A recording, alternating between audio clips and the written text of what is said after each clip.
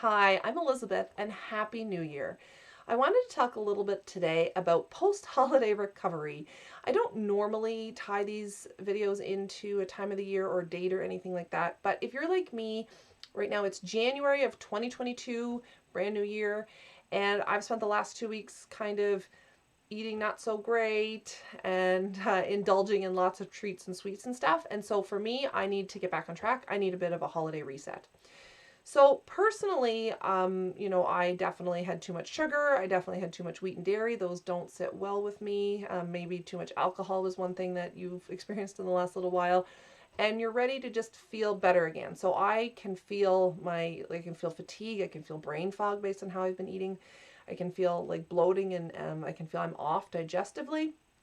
So I need a reset, and I wanted to share with you a few tips about how I kind of reset myself every year, every new year, and get myself back on track.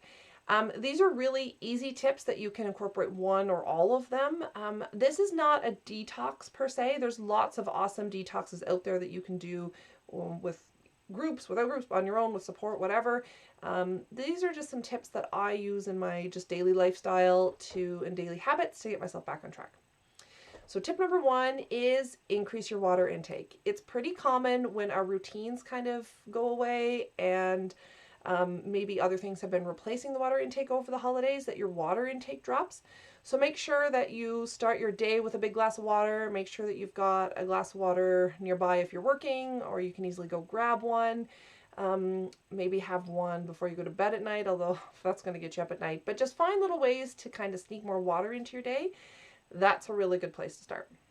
Number two, start your day with a good breakfast. So I guarantee you the breakfasts of chocolate or sweet treats, which I definitely had over the holidays, don't do any favors for cravings later in the day. So if you started your day with a breakfast that's got really good proteins, fats, and carbs, nice balance of everything, it's going to keep you full till your next meal, and it's going to keep your blood sugar steady throughout the day. So those cravings are going to be this blood sugar cravings are going to be much less likely to happen. So start your day with a good breakfast.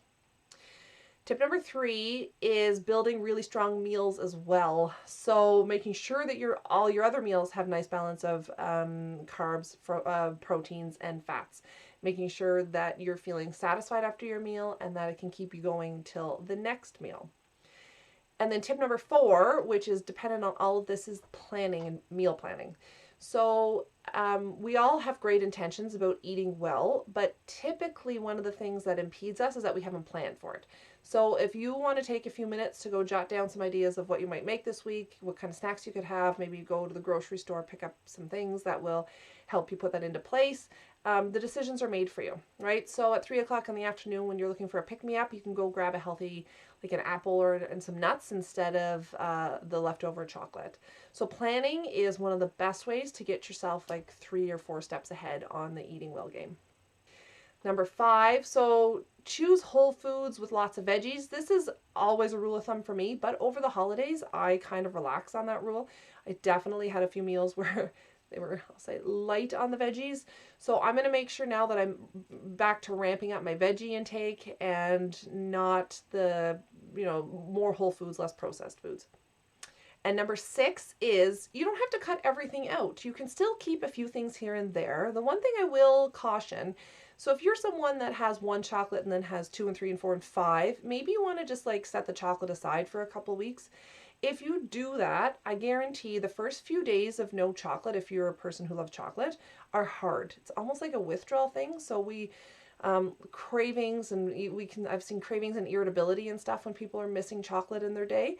That's going to happen for a few days, but I guarantee you after like 7 to 10 days, you're going to feel amazing.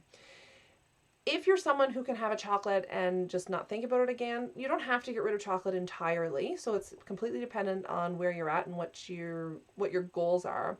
But if you kind of want to reset your taste buds from a lot of sugar, a lot of treats over the holidays, if you just kind of put them aside at least for a couple weeks, you'll do wonders to reset. And actually a really good experiment is take the chocolate, if you have any chocolate left, take the chocolate that you have and set it aside and don't have any for 2 weeks, and then try it again in 2 weeks and see how it's changed. I guarantee you your tastes will have changed, and that chocolate is going to taste a whole lot sweeter than it did 2 weeks before. So those are my 6 tips for ways to start a new year that are relatively simple but are going to make you feel awesome and get you back on track. Happy New Year. I hope 2022 was a wonderful year, and stay tuned. I hope to bring lots of great things to you in 2022.